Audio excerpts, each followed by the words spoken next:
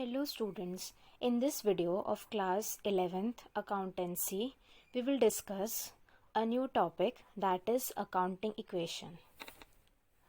What is the meaning of accounting equation? An accounting equation एक mathematical expression होता है जो शो करता है relationship between assets and liabilities of a firm. और अकाउंटिंग इक्वेशन ये शो करता है कि असेट्स और लायबिलिटीज ऑफ अ फर्म क्या होते हैं, इक्वल होते हैं। अकाउंटिंग इक्वेशन क्या होता है? अकाउंटिंग इक्वेशन एक मैथमेटिकल एक्सप्रेशन होता है जो ये शो करता है कि कोई भी फर्म के अंदर असेट्स यानी कि जो पूंजी होती है वो किसके बराबर होती है, लायबिलिटीज़ के बराबर। मतलब जो हमने उधार ले रखा है या हमारे ऊपर जो ऑब्लिगेशंस है रीपे करने की, उसके बराबर। अब ये जो अकाउंटिंग इक्वेशन का कॉन्सेप्ट है वो डुअल एस्पेक्ट ऑफ अकाउंटिंग पर बेस्ड है। डुअल एस्पेक्ट ऑफ अकाउंटिंग क्या बोलता है कि हर एक ट्रांजैक्शन के, ठीक है, हर एक ट्रांजैक्शन के दो एस्पेक्ट्स होते हैं, एक डेबिट होता है और एक क्रेडिट होता है। ठीक है, ये बोलता है कि हर एक ट्रांजैक्शन का मतलब हर एक ट्रांजैक्शन का एक डेबिट भी होगा और इक्वल अमाउंट का क्रेडिट भी होगा। ठीक है, इसका ये मतलब हुआ कि टोटल क्लेम्स मतलब आउटसाइडर्स के और प्रोप्राइटर्स के। मतलब आउटसाइडर्स मतलब बाहर की पार्टी, इस पर हमारा जो उधार है, और जो ओनर के तरफ हमारा उधार है वो किसके बराबर होगा? Total assets of the firm के बराबर होगा।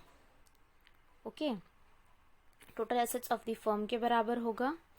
और इससे क्या पता चला है हमें कि जो हमारे लाइबिलिटीज़ होगी वो हमारे हमेशा किसके बराबर होगी? टोटल एसेट्स के बराबर होगी। अब जो क्लेम्स होते हैं उन्हें हम क्या बोलते हैं? इक्विटीज़ भी बोलते हैं। और क्लेम्स के अंदर क्या आता है? ओनर्स इक्विटी या फिर कैपिटल। ओनर्स इक्विटी या कैपिटल मतलब जो पैसा बिजनेस में ओनर ने लगाया है उसे हम बोलते हैं ओनर्स इक्विटी या फिर कैपिटल। ठीक है, और लाइबिलिटीज़ का मतलब क्या होता है? अमाउंट ड्यू टू आउटसाइडर्स, मतलब बाहर वाली थर्ड पार्टीज से हमने जो भी पैसा उधार पर लिया है या सपोज गुड्स मंगवा लिया और उसका पैसा अभी तक रिटर्न नहीं करा है, तो वो किस में आता है? लाइबिलिटी में आता है और आउटसाइडर्स इक्विटी में आता है। अब हम देख सकते हैं mathematically assets is equals to equities, मतलब टोटल क्लेम्स हमने इक्विटीज में देखा। अभी इक्विटीज में क्या आती है? Liabilities plus owners equity. ठीक है, या फिर assets is equals to liabilities plus capital. इसको अलग तरीके से हम कैसे लिख सकते हैं? Liabilities is equals to assets minus capital. Capital is equals to assets minus liabilities. Very easy, capital is equals to assets minus liabilities. ठीक है, ये जो अबव हमने रिलेशनशिप देखी, इसे ही हम क्या बोलते हैं? अकाउंटिंग इक्वेशन, या फिर बैलेंस शीट इक्वेशन भी इसे ही बोलते हैं। ठीक है, ये इक्वेशन हमेशा ट्रू रहती है, जो भी चेंज होता है उसके एस्पेक्ट में, क्योंकि ये किस पे बेस्ड होती है? डुअल एस्पेक्ट ऑफ अकाउंटिंग पर बेस्ड है, इसलिए। ठीक है, अब जो नेक्स्ट हम डिस्कस करेंगे वो डिस्कस करेंगे effect of transactions on accounting equation. जो अलग अलग ट्रांजैक्शन होता है उसका क्या इफेक्ट होता है अकाउंटिंग इक्वेशन पे। ठीक है, अब एक ट्रांजैक्शन है वो अफेक्ट कर सकता है या तो दोनों sides of the equation by the same amount. ठीक है, दोनों साइड ऑफ द इक्वेशन को मतलब असेट साइड को भी और इक्विटी साइड को भी सेम अमाउंट से अफेक्ट करेगा। ठीक है, या फिर one side of the equation only, या फिर केवल एक ही साइड को अफेक्ट करेगा, या फिर बोथ इंक्रीजिंगली और decreasing it y equal amounts. Okay, या फिर दोनों इंक्रीजिंग या फिर डिक्रीजिंग किससे? इक्वल अमाउंट्स हैं। अब जो ट्रांजैक्शंस होते हैं अकाउंटिंग इक्वेशन के पॉइंट ऑफ व्यू से, उसे हम डिवाइड कर सकते हैं टू पार्ट्स में। पहला, ट्रांजैक्शंस अफेक्टिंग टू आइटम्स, वो ट्रांजैक्शंस जो केवल दो आइटम्स को अफेक्ट करते हैं। And transactions affecting more than two items, वो आइटम्स जो मोर देन टू आइटम्स को अफेक्ट करते हैं। तो सबसे पहले हम डिस्कस करते हैं transactions affecting two items. Two items को अफेक्ट करने वाले ट्रांजैक्शंस डिस्कस करेंगे। ओके, ये वो ट्रांजैक्शन है जो अफेक्ट करते two items of accounting equation या फिर बैलेंस शीट। तो हमें क्या पता चला है? अकाउंटिंग इक्वेशन क्या है? Assets is equals to liabilities plus capital. Okay, अब जो नेक्स्ट है हमारे पास वो है transactions affecting opposite sides. Okay, increase in asset, increase in liability, मतलब हमारी असेट तो बढ़ रही है, साथ में हमारी लाइबिलिटी भी बढ़ रही है। ये कब होगा? जब हमने उधार पे कोई परचेज करा होगा। ठीक है, अगर हमने उधार पे परचेज करा है तो हमारे गुड्स का जो स्टॉक है वो तो इंक्रीज होगा। स्टॉक क्या होता है? असेट होता है। तो असेट तो हमारा इंक्रीज हो रहा है, लेकिन साथ में हमारा लाइबिलिटी मतलब हमारा उधार भी बढ़ गया है, क्रेडिटर्स भी हमारे इंक्रीज हो रहे हैं। ठीक है, उसी की तरह अगर हमने लोन लिया है बैंक से तो हमारी असेट मतलब कैश या फिर बैंक तो बढ़ रहा है, लेकिन साथ में हमारे लाइबिलिटी भी उस बैंक की तरफ बढ़ रही है, हमारा उधार भी उस बैंक की तरफ बढ़ रहा है। नेक्स्ट है हमारे पास डिक्रीज इन लाइबिलिटी। अगर हमारी लाइबिलिटी कम हो रही है तो असेट में भी क्या होगा? डिक्रीज आएगा। अगर हमने कोई लाइबिलिटी को पे करा या फिर कोई क्रेडिटर को पेमेंट करा है तो हमारा क्या होगा? क्रेडिटर तो कम होंगे क्योंकि मेरी लाइबिलिटी कम हो गई, अब हमें उनको पे नहीं करना है। ठीक है, एंड ऑल्सो रिड्यूसेस असेट। ठीक है, और हमारा असेट जो है कैश है और बैंक है वो भी अमाउंट क्या हो जाएगा? रिड्यूस हो जाएगा। Next, increase in asset, increase in owners capital. ठीक है, अब इंक्रीज इन असेट और इंक्रीज इन ओनर्स कैपिटल क्या बोलता है? एग्जाम्पल इसमें क्या होगा? अगर कैपिटल लेकर आया है ओनर बिजनेस में तो उससे क्या होगा? हमारा एसेट बढ़ेगा, कैश या बैंक बैलेंस बढ़ेगा, लेकिन हमारी लाइबिलिटी भी बढ़ेगी। बिजनेस की जो लाइबिलिटी होती है ओनर्स की तरफ वो भी बढ़ जाएगी।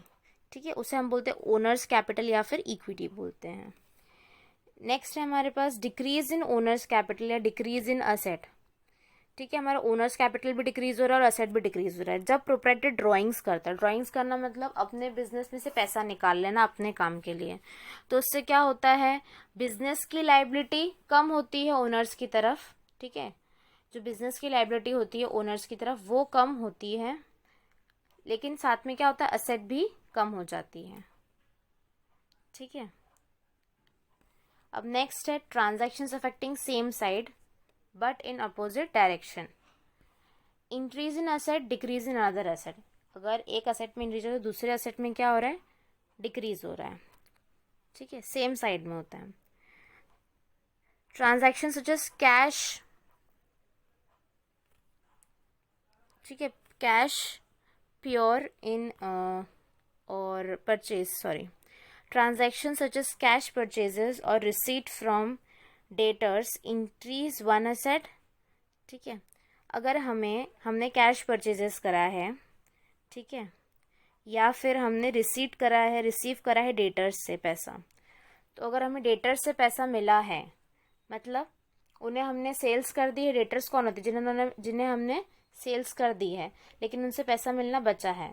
तो अगर डेटर से पैसा मिलेगा तो असेट साइड में क्या होगा? हमारे डेटर्स कम हो जाएंगे और हमारा कैश क्या हो जाएगा? बढ़ जाएगा। तो एक ही साइड पे इफेक्ट आएगा, असेट साइड पे इफेक्ट आएगा। ठीक है, कैश परचेजेस में क्या होगा? हमारी कैश कम हो जाएगी और हमारे गुड्स बढ़ जाएंगे, स्टॉक बढ़ जाएंगे, तो असेट साइड पे इफेक्ट आएगा। इसका मतलब एक ही साइड पे इफेक्ट आ रहा है, लेकिन असेट बढ़ भी रहा है और असेट कम भी हो रहा है। डिक्रीज इन लाइबिलिटी और इंक्रीज इन अदर लाइबिलिटी। एक लाइबिलिटी तो कम हो रही है लेकिन दूसरी लाइबिलिटी बढ़ रही है। ठीक है, settlement of creditors bye issue of bills of exchange. जब हम क्रेडिटर्स को सेटल करते हैं क्या? इशू करके बिल्स ऑफ एक्सचेंज, तो हमारे क्रेडिटर्स तो कम हो जाते हैं। ठीक है, हमारी लाइबिलिटी एक तरफ तो कम हो गई लेकिन दूसरी तरफ जो हमारी लाइबिलिटी बिल्स ऑफ एक्सचेंज की वो क्या हो जाती है? बढ़ जाती है। ठीक है, तो ये क्या थे? ट्रांजैक्शंस अफेक्टिंग सेम साइड, मतलब सेम साइड मतलब असेट साइड पर ही इफेक्ट कर रहे हैं दोनों ट्रांजैक्शंस, या फिर लाइबिलिटी साइड पे ही इफेक्ट कर रहे हैं दोनों ट्रांजैक्शंस, लेकिन ये अपोजिट डायरेक्शन में होते हैं। अपोजिट डायरेक्शन का मतलब एक बढ़ रहा है तो दूसरा घट रहा है, एक घट रहा है तो दूसरा बढ़ रहा है।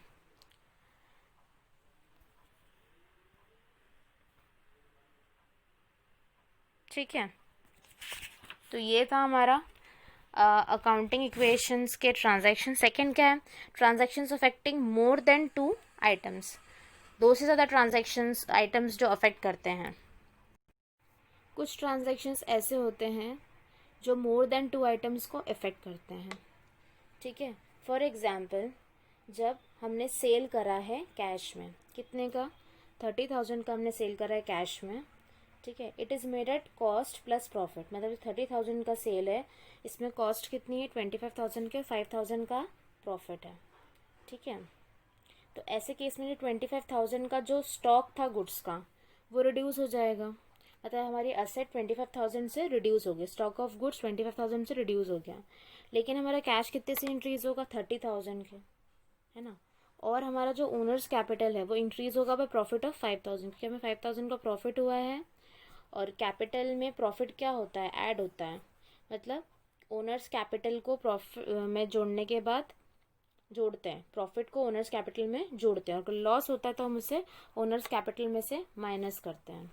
तो it should be noted that profit increases the owners capital and loss decreases it's. Profit से क्या होगा, ओनर का कैपिटल इंक्रीज होगा, और लॉस क्या करेगा, उसे डिक्रीज करेगा। अब हम देखेंगे process of preparing accounting equation. Accounting equation को हम कैसे प्रिपेयर करते हैं। सबसे पहले हम क्या करेंगे, ट्रांजैक्शन को एनालाइज करेंगे कि वो असेट है, लाइबिलिटी है, कैपिटल है, रेवेन्यू है या एक्सपेंस है। Decide the effect of transaction in terms of increase और डिक्रीज ऑफ वेरिएबल स्टेटेड। ठीक है, अब हमने ट्रांजैक्शन को पहले एनालाइज कर लिया, उसके बाद हम क्या करेंगे, डिसाइड करेंगे कि इस ट्रांजैक्शन का इफेक्ट क्या होगा। ठीक है, फिर रिकॉर्ड द इफेक्ट, फिर हम क्या करेंगे, उस इफेक्ट को रिकॉर्ड करेंगे relevant side of the equation में। हम एग्जाम्पल्स के थ्रू इसे समझते हैं। हमने सपोज करा है कि राकेश ने बिजनेस स्टार्ट करा है और उसके फॉलोइंग ट्रांजैक्शंस हैं। सबसे पहला ट्रांजैक्शन क्या है, he commences his business with 20,000 as capital, मतलब उसने अपने बिजनेस को शुरू किया है 20,000 एज कैपिटल। कैपिटल कहाँ पर आता है, सबसे पहले हम अकाउंटिंग इक्वेशन लिखेंगे, assets is equals to liabilities plus capital. तो कैपिटल हमारा 20,000 से बढ़ गया, अब वो 20,000 कैसे लेकर आया, कैश में लाया है, तो ये 20,000 किस में आ जाएगा, कैश में। तो ये इफेक्ट हो गया इस ट्रांजैक्शन का। नेक्स्ट है purchase furniture for 500 in cash. हमने एक असेट परचेज करा है, मतलब फर्नीचर परचेज करा है 500 के लिए, तो हमारी कैश कम हुई और हमारी दूसरी तरफ फर्नीचर एज एन असेट बढ़ गई, और इस केस में लाइबिलिटी साइड में कोई भी इफेक्ट नहीं आएगा। ठीक है, इस केस में लाइबिलिटी साइड में कोई इफेक्ट नहीं आया, तो हमने इसको इस तरह से लिखा। ठीक है, नेक्स्ट है purchase goods for 1,000 in cash. Purchase करा है गुड्स, तो गुड्स मतलब स्टॉक बढ़ जाएगा, हमारा एसेट बढ़ जाएगा 1,000 से, और कैश हमारा क्या हो जाएगा, कम हो जाएगा। लाइबिलिटी साइड में इस ट्रांजेक्शन का भी कोई इफेक्ट नहीं आएगा। फोर्थ है purchase goods for 2,000 on credit, उधार पे गुड्स परचेज करें, तो हमारा स्टॉक तो इंक्रीज हुआ है 2,000 से, लेकिन हमारी लाइबिलिटी भी इंक्रीज हुए, मतलब क्रेडिटर्स हमारे इंक्रीज हुए हैं 2,000 से।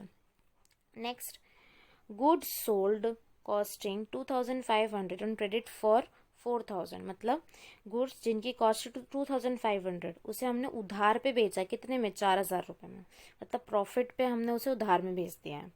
और प्रॉफिट कितना है, 4,000 माइनस 2,500, तो 1,500 का प्रॉफिट है हमारा।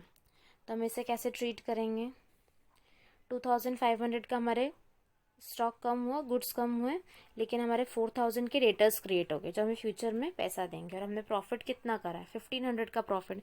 जो भी प्रॉफिट होता है उसे हम कैपिटल में ऐड कर देते हैं, प्रॉफिट को हम कैपिटल में ऐड कर देते हैं। नेक्स्ट है paid 1,000 for rent and 5,000 for salaries. हम 1,000 रेंट का पे करते हैं और 5,000 किसके लिए पे करते हैं, सैलरीज के लिए। ठीक है, इसका मतलब क्या हुआ, 6,000 का कैश रिड्यूस हुआ है। ठीक है, और क्योंकि ये एक एक्सपेंस है और कोई असेट नहीं आ रही है इसके एग्जिस्टेंस में, इसलिए हम इसे क्या करते हैं, कैपिटल में से रिड्यूस कर देते हैं। ठीक है, नेक्स्ट है Rakesh withdraws 2,000 for his personal loan. उसके पर्सनल लोन के लिए राकेश ने 2,000 क्या करें, विड्रॉ करें, तो कैश कम हुआ हमारा 2,000 से, और कैपिटल भी हमारी 2,000 से कम होगी। जब भी हम विड्रॉ करते हैं तो हम अपने कैपिटल में से क्या करते हैं, उस अमाउंट को माइनस कर देते हैं। तो ये एट द एंड हमारी जो अकाउंटिंग इक्वेशन है वो बैलेंस हो गई है। 10,500 plus 500 plus 500 plus 4,000 is equal to 2,000 plus 13,500। अब इसको हम रिप्रेजेंट कर देंगे बैलेंस शीट में। तो बैलेंस शीट का जो हमारा लेफ्ट हैंड साइड होता है वो क्या शो कर रहा है, हमारी लाइबिलिटीज शो कर रहा है। लाइबिलिटीज में क्रेडिटर्स 2,000, मतलब लाइबिलिटीज क्या शो करता है, हमने कहाँ से पैसे लेकर बिजनेस में लगा रखे हैं। ठीक है, कौन से सोर्सेस के थ्रू हमने पैसा बिजनेस में लगा रखा है। हम क्रेडिटर से उधार ले रखा है 2,000। कैपिटल मतलब ओनर ने कितना पैसा लगा रखा है बिजनेस में, 13,500।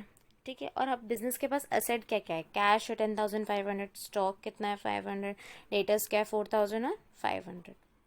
इससे अल्टीमेटली हम क्या कंक्लूजन निकाल सकते हैं कि जो भी ट्रांजैक्शन होता है उसके दो साइडेड इफेक्ट्स होते हैं, ठीक है। उसे हम बोलते हैं डुअल एस्पेक्ट कॉन्सेप्ट, ठीक है, वो हमेशा लगता है, ठीक है। अ रिडक्शन और increase in an asset will have a corresponding effect on liabilities और कैपिटल।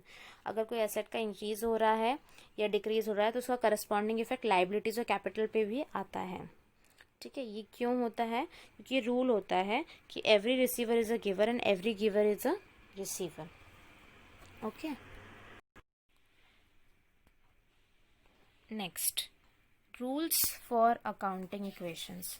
अब जो नेक्स्ट टॉपिक हमारे पास है वो है रूल्स ऑफ अकाउंटिंग इक्वेशंस। जब हम अकाउंटिंग इक्वेशंस के क्वेश्चंस को सॉल्व करेंगे तो हमें कौन से रूल्स को ध्यान में रखना है वो अब हम डिस्कस करते हैं। सबसे पहला है हमारे पास कैपिटल। कैपिटल के लिए हमें क्या करना है वो देखते हैं। जब भी कैपिटल इंक्रीज होता है तो हम उसे क्रेडिट करते हैं, ठीक है। मतलब कैपिटल को हम ऐड कर देंगे, कैपिटल में उस अमाउंट को ऐड कर देंगे। और जब कैपिटल को हम विड्रॉ करते हैं या फिर ड्राइंग्स करते हैं तो हम कैपिटल में से अमाउंट को क्या कर देते हैं, माइनस कर देते हैं, मतलब डेबिट करना। कैपिटल में अगर इंक्रीज़ हो रहा है तो हम इसे प्लस कर देंगे, मतलब क्रेडिट कर देंगे। और अगर विड्रॉ हो रहा है, ड्राइंग्स कर रहे हैं, तो उसे डेबिट कर देंगे या फिर माइनस कर देंगे।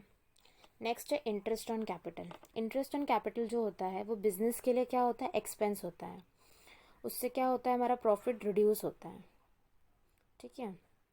क्योंकि इंटरेस्ट ऑन कैपिटल क्या होती है, प्रोप्राइटर की इनकम होती है, लेकिन बिजनेस के लिए तो ये एक्सपेंस होता है, ठीक है। ठीक है, इसलिए हम क्या करते हैं, इसे ऐड करते हैं कैपिटल में, ठीक है। इंटरेस्ट ऑन कैपिटल को हम ऐड करेंगे किस में, कैपिटल में। इंटरेस्ट ऑन कैपिटल एक्सपेंस होता है बिजनेस के लिए, ठीक है। और प्रॉफिट क्या होता है, रिड्यूस होता है उससे, ठीक है। लेकिन इंटरेस्ट ऑन कैपिटल क्या होता है, इनकम होता है किसी भी प्रोप्राइटर का, इसलिए हम इसे ऐड करते हैं कैपिटल में। नेक्स्ट है इंटरेस्ट ऑन ड्राइंग्स। ये एक प्रॉफिट होता है बिजनेस के लिए, इसलिए हम इसे क्या करते हैं, ऐड करते हैं इसे प्रॉफिट को, ठीक है। एंड दस कैपिटल, ठीक है। Since it is a loss and expense for the owner it is deducted from the capital. क्योंकि ये लॉस या एक्सपेंस है ओनर के लिए, इसलिए हम इसे कैपिटल में से क्या करते हैं, डिडक्ट करते हैं। सिंपल है। इंटरेस्ट ऑन कैपिटल को हम क्या करेंगे, ऐड करेंगे। और इंटरेस्ट ऑन ड्राइंग्स को हम क्या करेंगे, सब्ट्रैक्ट करेंगे, डिडक्ट करेंगे। और इंटरेस्ट ऑन कैपिटल को ऐड क्यों करेंगे, क्योंकि ये इनकम होती है प्रोप्राइटर के लिए, भले ही ये एक्सपेंस है बिजनेस के लिए, लेकिन हम प्रोप्राइटर के पॉइंट ऑफ व्यू से देख रहे हैं तो उसकी इनकम इसलिए ऐड कर देंगे। इंटरेस्ट ऑन ड्राइंग्स क्या होता है, प्रॉफिट होता है बिजनेस के लिए, लेकिन ये एक एक्सपेंस होता है या लॉस होता है ओनर के लिए। क्योंकि ये एक्सपेंस और लॉस है ओनर के लिए, इसलिए हम उसे डिडक्ट करेंगे। तो हमें ओनर के पॉइंट ऑफ व्यू से देखना है। इंटरेस्ट ऑन कैपिटल ओनर के लिए क्या होता है, इनकम, इसलिए वो ऐड हो जाएगी। इंटरेस्ट ऑन ड्राइंग्स क्या होता है, एक्सपेंस होता है ओनर के लिए, इसलिए वो डिडक्ट हो जाएगा, ठीक है। असेट्स और लाइबिलिटीज कुछ भी इफेक्ट नहीं होंगी इंटरेस्ट ऑन कैपिटल से और इंटरेस्ट ऑन ड्राइंग से, ठीक है। हम ये एडजस्टमेंट केवल कैपिटल में करेंगे, ठीक है। इंक्रीज इन कैपिटल को हम क्या करते हैं, ऐड करते हैं। नेक्स्ट है ओनर्स इक्विटी, रेवेन्यू। नेक्स्ट है रेवेन्यू। ओनर्स इक्विटी या capital is increase by the amount of revenue, ठीक है। जो भी कैपिटल होगा वो हमारा इंक्रीज हो जाएगा रेवेन्यू के अमाउंट से। एक्सपेंसेस, जो कैपिटल होगा वो डिक्रीज होगा by the amount of expenses, ठीक है। और इनकम क्या होता है, रेवेन्यू माइनस एक्सपेंस। इनकम क्या होती है, profit earn during an accounting period. Profit increases the owners equity, मतलब प्रॉफिट से कैपिटल बढ़ जाता है, और लॉस से क्या होता है, कैपिटल कम हो जाता है। फोर्थ है आउटसाइडर्स इक्विटी। आउटसाइडर्स इक्विटी क्या बोलता है, व्हेन लाइबिलिटीज आर इंक्रीज, जब लाइबिलिटीज बढ़ती है तो आउटसाइडर्स इक्विटी को हम क्या करते हैं, क्रेडिट करते हैं, ठीक है। और जब लाइबिलिटीज कम होती है तो आउटसाइडर्स इक्विटी को हम क्या करते हैं, डेबिट करते हैं, माइनस करते हैं। लाइबिलिटी बढ़ती है तो हम उसे क्रेडिट करते हैं, प्लस करते हैं। और लाइबिलिटीज कम होती है तो हम उसे डेबिट करते हैं यानी माइनस करते हैं। असेट्स, जब असेट्स बढ़ेगा तो हम असेट्स को डेबिट करते हैं, प्लस करते हैं असेट अकाउंट में। और जब एसेट कम होता है तो हम उसे माइनस करते, क्रेडिट करते हैं एसेट अकाउंट में से। ठीक है, it is possible that when one asset increases, ऐसा हो सकता है कि जब एक एसेट इंक्रीज हो तो अदर एसेट क्या होगा, डिक्रीज। ठीक है, example purchase of furniture for cash. अगर हमने फर्नीचर परचेज करा है फॉर कैश तो हमारा फर्नीचर तो बढ़ गया, लेकिन हमारी कैश क्या हो गई, कम हो गई। Furniture increases and cash decreases. और ऐसा भी हो सकता है कि एक असेट डिक्रीज और दूसरा असेट क्या हो जाए, इंक्रीज हो जाए। जैसे हमने सेल करा फर्नीचर का तो कैश बढ़ जाएगा और फर्नीचर कम हो जाएगा। ठीक है, ऐसा भी हो सकता है कि एक लाइबिलिटी इंक्रीज हो और दूसरी लाइबिलिटी डिक्रीज हो जाए। ठीक है, on dishonour of bills payable.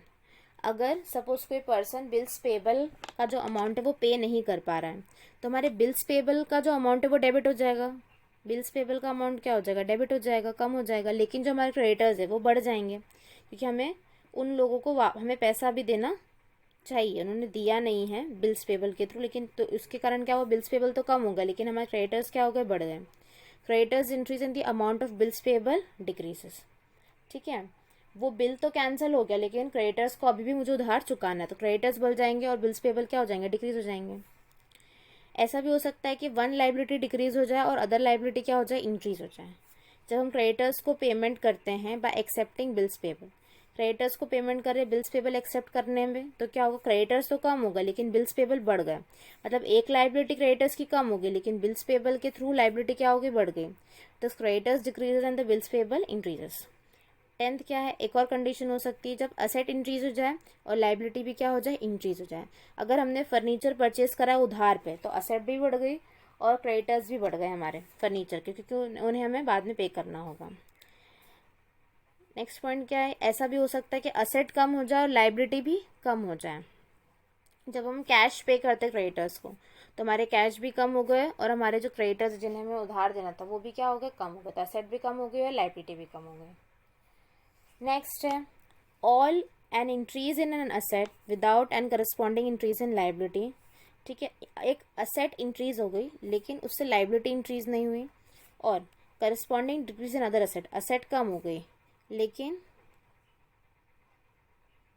Corresponding decrease in asset, asset कम हो गई और उसका मतलब क्या हुआ, इंक्रीज इन कैपिटल।